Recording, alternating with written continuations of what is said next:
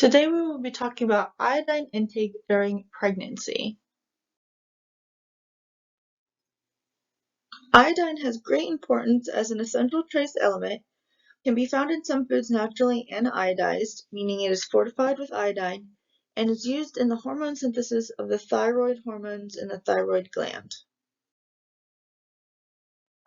The thyroid gland is a butterfly-shaped endocrine gland that is normally located in the lower front of the neck.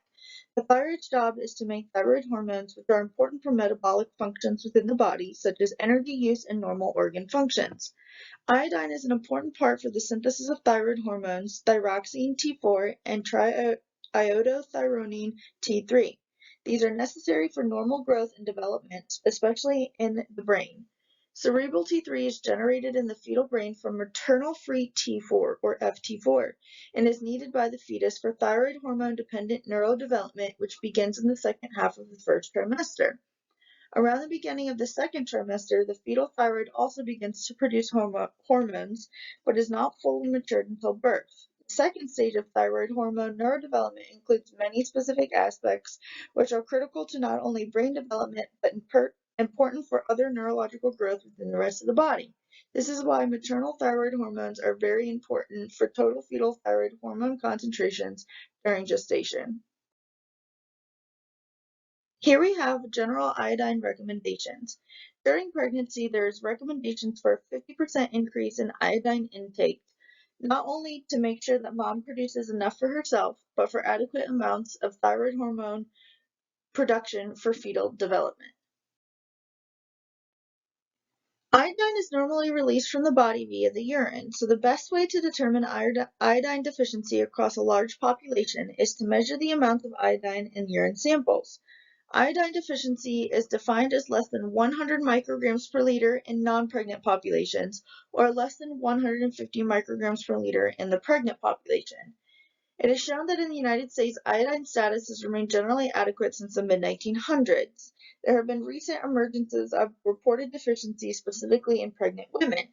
We can think of this as lack of dietary variety and the possible decreased use of salt due to promotion to decrease sodium intake in the American diet. Even with science and medical progression over the last several decades, iodine deficiency is still fairly common. Although we know iodine deficiency is widespread amongst the lifestyle, our greatest concern is during pregnancy.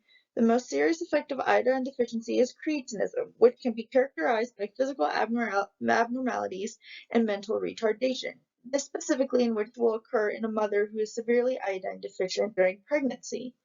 Clearly, if there's not enough intake, deficiency will occur. An iodine deficiency, hypothyroxemia, or low maternal FT4 results in damage to the developing brain, which can further be aggravated by hypothyroidism, specifically within the fetus, later on during gestation. Iodine is present naturally in soil and seawater. The availability of iodine in foods differs in various geographic locations.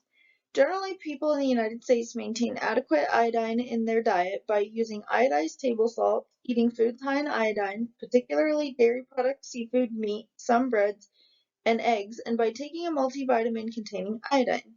However, the amount of iodine in foods is not listed on food packaging in the United States and can sometimes be difficult to identify sources of iodine in certain foods.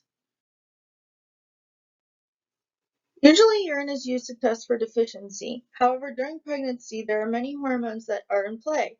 Because of these additional hormones, metabolic increases, and other factors, levels of TSH and T4 thyroid hormone should be tested to appropriately determine thyroid function and levels during pregnancy. Because fetal brain development is very dependent at early weeks of gestation, there has been much controversy as to whether or not it should be tested for in early pregnancy if there are no known previous thyroid issues. While there is a good amount known about the impact on fetal development with severe maternal iodine deficiency, there is less known on milder cases. Due to this, there is speculation on additional supplementation in certain areas where deficiency has been less severe.